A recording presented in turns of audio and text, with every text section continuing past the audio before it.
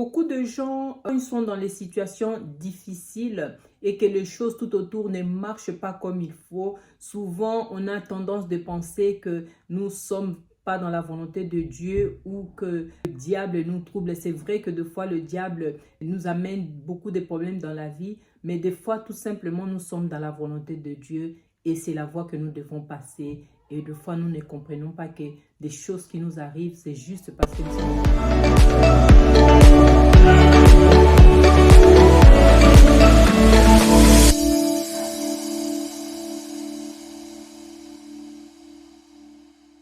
Salut à tout le monde, vraiment je vous bénis et je vous remercie beaucoup de suivre les vidéos, que Dieu puisse vous bénir énormément. Voilà, nous allons pas plus tarder, nous allons passer à notre message d'aujourd'hui.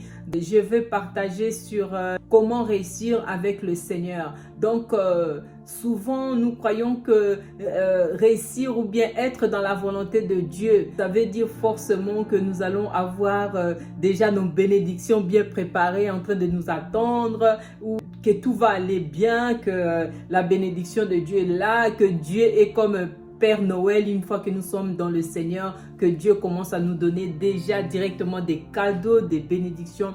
Bon, là, je crois que beaucoup de chrétiens rêvent cela, mais c'est pas exactement ça. Donc, voilà, quand la Bible nous garantit pas que si tu viens à Dieu, tu n'auras jamais de problème. Preuve en est, nous voyons beaucoup de serviteurs de Dieu, nous pouvons voir dans l'Ancien Testament, nous voyons beaucoup de serviteurs de Dieu qui ont décidé de servir le Seigneur, de suivre le Seigneur dans leur vie.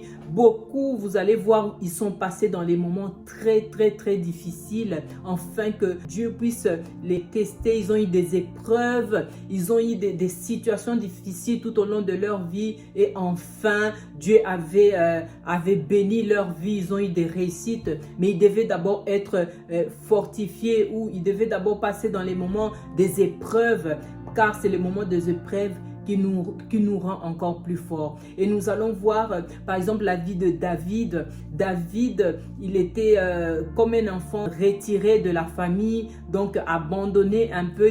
Il était tout le temps seul, et en étant seul, il était entraîné à chaque fois par Dieu, et il aimait beaucoup le Seigneur, et c'était un homme que Dieu avait choisi, Dieu avait oint. Et nous voyons tout au long de sa vie, il a passé quand même des temps très difficiles, malgré en étant déjà oint par Samuel, mais pour prendre le pouvoir, pour prendre cette place de royauté, c'était pas facile, car nous voyons que Saül l'a combattu pendant des années, afin qu'il puisse pas avoir ce poste du roi. Et nous voyons qu'il a passé sa vie, quelque temps de sa vie, en train de fuir, en train de voir beaucoup de problèmes avec Saül. Donc c'était pas facile avec David, mais Dieu voyait David qu'il marchait toujours dans la volonté de Dieu, et David, jusqu'à ce que il s'est pas fatigué, il a continué à croire que c'est sa place dans le royauté et qu'il va toujours réussir.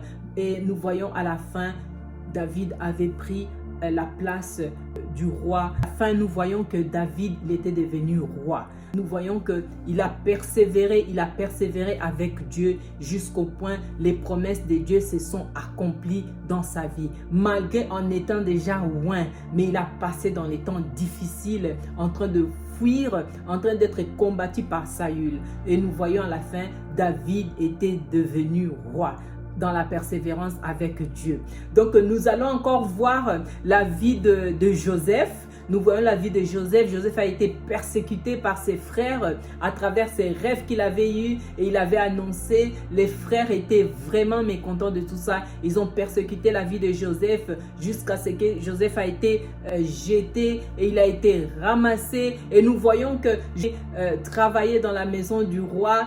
Et dans la maison du roi, nous voyons que la femme du roi avait accusé Joseph devant son mari, et que Joseph a été jeté en prison, et Joseph a passé des années en prison. Nous voyons tout ça, donc des épreuves pas possibles accusé, passé en prison, des situations difficiles, loin de sa famille. Mais nous voyons que Joseph, il restait dans l'obéissance de Dieu. Donc, il restait dans l'obéissance de Dieu jusqu'à ce que la Bible nous dit qu'il a été appelé par le roi et il a interprété les sons jusqu'à ce qu'on l'avait remis cette première place, premier ministre, et il a dirigé le pays, il a dirigé la royauté. Joseph était devenu riche.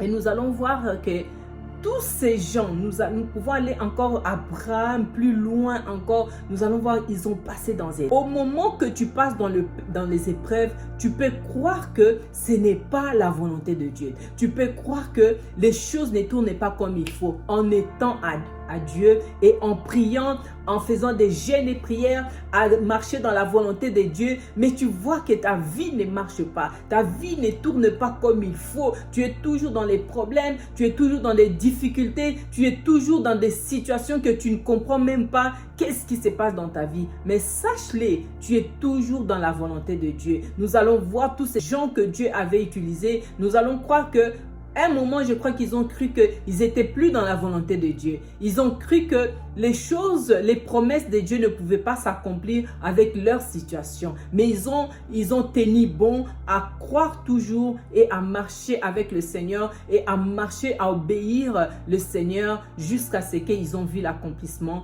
de la parole de Dieu, des promesses de Dieu s'accomplir dans leur vie. Donc, j'encourage quelqu'un, peu importe à ce moment, ce que tu vis. Si les choses te semblent difficiles à ce moment, si les situations ne vont pas comme il faut, sache-le que cela ne veut pas dire que tu n'es pas dans la volonté de Dieu. Des fois, Dieu veut que tu passes dans ces temps-ci, afin que tu puisses grandir dans ta vie spirituelle, que tu puisses comprendre les choses de Dieu, que tu puisses comprendre la volonté de Dieu et enfin que Dieu puisse réellement te faire rentrer dans ta terre promise.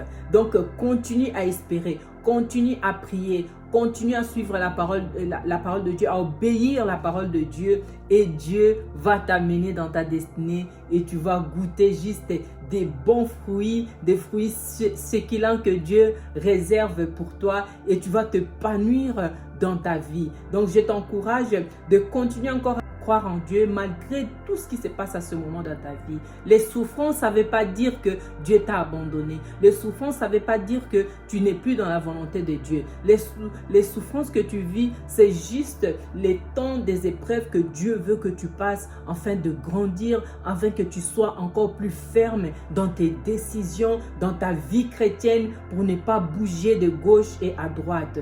Que Dieu te bénisse, c'est ton temps. Continue à espérer, continue dans la prière et tu vas voir la main de Dieu agir dans ta vie puissamment. Et là, tu vas comprendre que malgré tout ça, Dieu était avec toi. Que Dieu te bénisse énormément. Père, je te bénis, je te glorifie, Seigneur, pour tout ce qui me regarde à ce moment, Papa. Continue à leur bénir, Papa. Et je prie, je fais appel, je prie, Seigneur, aux gens qui sont en difficulté maintenant, les gens qui passent dans les épreuves pas possibles, les gens qui pleurent dans leur maison, les gens qui n'ont rien dans leur maison, les gens qui ont quitté leur boulot, les gens que les affaires ne marchent plus, les gens qui sont troublés dans leur maison, qui passent des moments, des épreuves très difficiles. Seigneur, donne-leur la force. Seigneur, donne-leur la victoire dans chaque chose, Papa. Je te bénis, je te rends gloire. Que ta main puissante puisse leur saisir et qu'ils puissent encore être fortifiés dans ce moment. Père, je te bénis. Couronne-leur. Père, je sais, quand ça sera leur temps, Seigneur, tu vas ramener des bénédictions dans leur vie. Seigneur, tu vas ramener la richesse, tu vas ramener la prospérité, tu vas ramener la santé dans les temps qui est convenable, Seigneur, pour leur vie. Je te bénis, je te rends gloire parce que tu es le Dieu bon, tu es au-dessus de tout. Que ton nom soit béni.